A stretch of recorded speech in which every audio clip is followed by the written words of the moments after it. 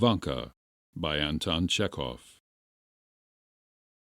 9-year-old Vanka Zhukov, who had been apprenticed to the shoemaker Alyakhin for 3 months, did not go to bed the night before Christmas.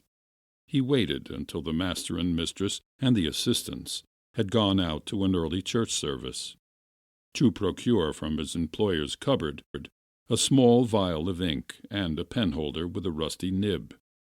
Then, spreading a crumpled sheet of paper in front of him, he began to write.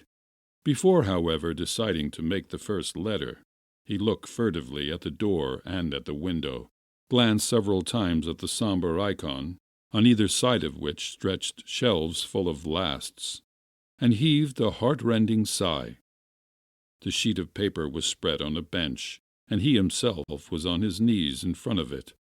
"Dear Grandfather Konstantin Makarych," he wrote, "I am writing you a letter. I hope you a happy Christmas and all God's holy best. I have no mamma or papa. You are all I have." Vanka took a look towards the window in which shone the reflection of his candle, and vividly pictured to himself his grandfather, Konstantin Makarych, who was night watchman at Messrs. Zivarev. He was a small, lean, usually lively and active old man of 65, always smiling and blear-eyed. All day he slept in the servants' kitchen or trifled with the cooks. At night, enveloped in his ample sheepskin coat, he strayed round the domain, tapping with his cudgel. Behind him, each hanging its head, walked the old bitch Konstanka and the dog Vyun, so named because of his black coat and long body, and his resemblance to a loach. Vyun was an unusually civil and friendly dog, to be trusted, looking as kindly at a stranger as at his master. But he was not to be trusted. Beneath his deference and humbleness was hid the most inquisitorial maliciousness. No one knew better than he how to sneak up and take a bite at a leg, or slip into the larder, or steal a muzhok's chicken. More than once they had nearly broken his hind legs. Twice he had been hung up. Every week he was nearly flogged to death, but he always recovered. At this moment, for certain, Vanka's grandfather must be standing at the gate, blinking his eyes at the bright red windows of the village church, stamping his feet in their high felt boots, and jesting with the people in the yard. His cudgel will be hanging from his belt. He will be hugging himself with cold, giving a little dry old man's cough, and at times pinching a servant girl or a cook. "Won't we take some snuff?" he asks, holding out his snuff-box to the women. The women take a pinch of snuff and sneeze. The old man goes into indescribable ecstasies, breaks into loud laughter, and cries, "Off with it! It will freeze to your nose." He gives his snuff to the dogs, too. Kashtanka sneezes, twishes her nose, and walks away offended. Vyun deferentially refuses to sniff, and wags his tail. It is inglorious weather, not a breath of wind, clear and frosty. It is a dark night, but the whole village, with its white roofs and streaks of smoke from the chimneys, the trees silvered with hoarfrost, and the snowdrifts, you can see it all. The sky scintillates with bright twinkling stars, and the Milky Way stands out so clearly, and it looks as if it had been polished and rubbed over with snow for the holidays. Vanka sighs, dips his pen in the ink, and continues to write. "Last night I got a thrashing. My master dragged me by my hair into the yard, and belaboured me with a shoemaker's stirrup, because, while I was rocking his brat in the cradle, I unfortunately fell asleep. And during the week my mistress told me to clean a herring, and begin by its tail. So she took the herring and struck its snout into my face. The assistants tease me, send me to the tavern for vodka, make me steal the master's cucumbers, and the master beats me with whatever is handy. Food there is none.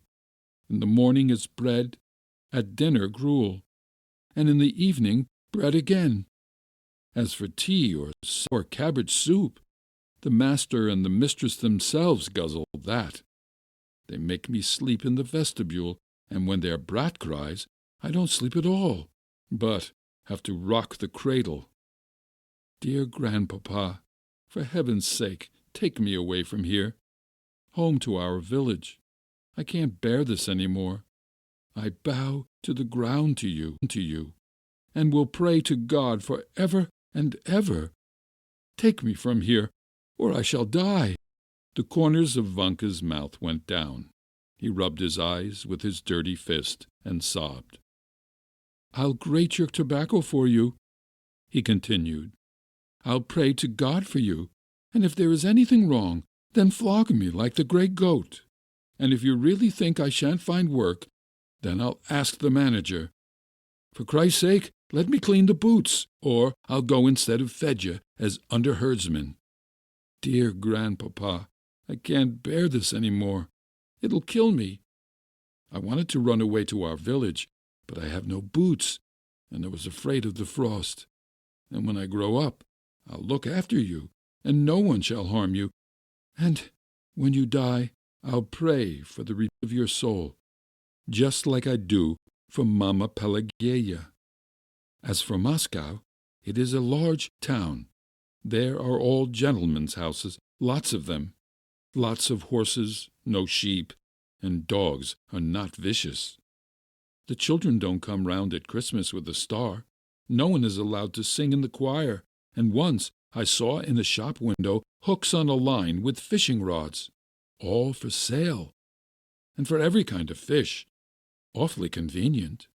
And there was one hook which would catch a sheatfish weighing a pound. And there are shops with guns, like the master's, and I am sure they must cost 100 rubles each. And in the meat shops there are woodcocks, partridges, and hares. But who shot them or where they come from, the shopman won't say.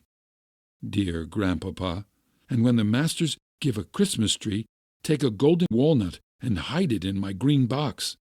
Ask the young lady, Olga Ignatyevna, for it. Say it's for Vanka." Vanka sighed convulsively, and again stared at the window. He remembered that his grandfather always went to the forest for the Christmas tree, and took his grandson with him. What happy times! The frost crackled, his grandfather crackled, and as they both did, Vanka did the same.